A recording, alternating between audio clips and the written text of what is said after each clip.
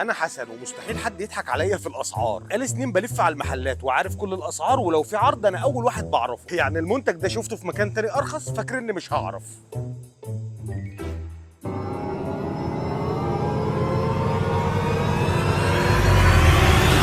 يعني انا ممكن اخد فلوس بس عشان لقيت فرق في السعر؟ صديق، هذا حصل مكان تاني ارخص. بص انا معلوم اتعلم عليك يا وزان، يلا بينا.